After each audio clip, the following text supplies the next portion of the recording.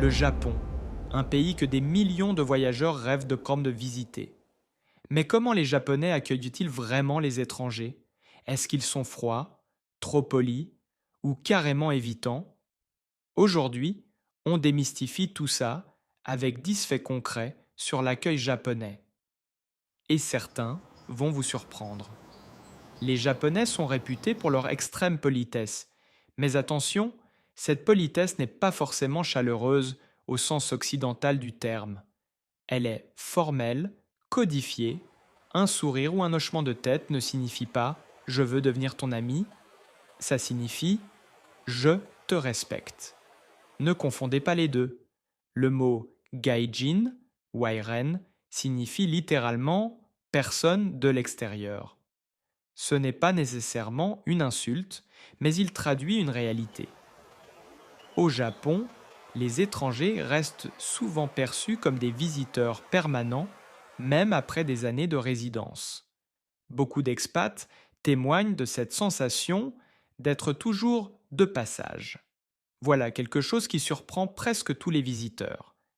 Si vous avez l'air perdu dans une rue japonaise, il y a de fortes chances qu'un passant vienne vous proposer de l'aide de lui-même, parfois même en vous accompagnant jusqu'à votre destination.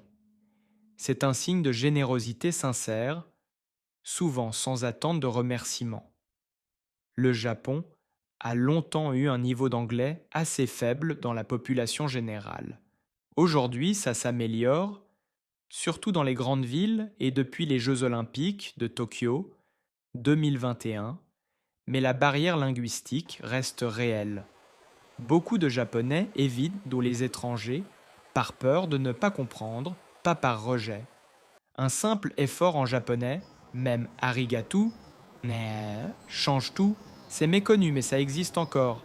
Certains bars, restaurants ou établissements de bains, onsen, affichent encore No Foreigners ou refusent l'entrée aux non-japonais. C'est une pratique controversée et de moins en moins courante, mais elle révèle une tension culturelle autour de l'intégration des étrangers dans certains espaces très codifiés. À l'opposé du fait précédent, dans les hôtels, les transports et les services touristiques, les Japonais mettent souvent en place des attentions incroyables pour les étrangers. Traduction, pictogrammes, assistants multilingues. Le pays sait recevoir ses visiteurs et le fait avec un soin remarquable.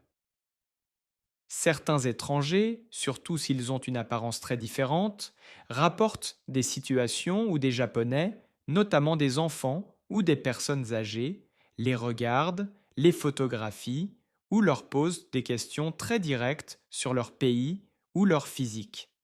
Ce n'est généralement pas malveillant, c'est de la curiosité pure, parfois maladroite, mais sincère. Omotenashi, omotenashi, c'est le concept japonais d'hospitalité absolue. Accueillir l'autre en anticipant ses besoins, sans rien attendre en retour.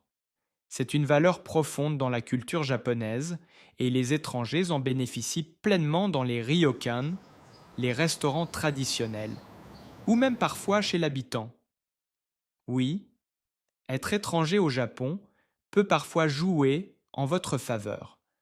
On vous pardonnera plus facilement une erreur de politesse, on vous expliquera les règles avec patience, et on vous fera parfois bénéficier d'un traitement spécial. Mais attention, ce privilège a ses limites. Il peut aussi se transformer en mise à l'écart, notamment sur le marché du travail ou du logement. Le Japon est en train de changer profondément son rapport aux étrangers. Avec une démographie vieillissante et un besoin croissant de main-d'œuvre, le pays ouvre progressivement ses portes à l'immigration. Les grandes villes comme Tokyo ou Osaka deviennent de plus en plus cosmopolites. L'accueil des étrangers est un sujet en pleine transformation culturelle. Alors, les Japonais sont-ils accueillants envers les étrangers? La réponse est nuancée. Oui, profondément.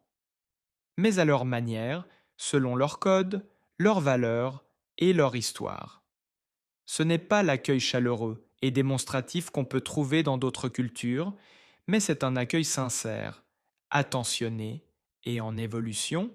Si cette vidéo vous a plu, likez, abonnez-vous et dites-moi en commentaire, avez-vous déjà vécu une de ces situations au Japon? À bientôt.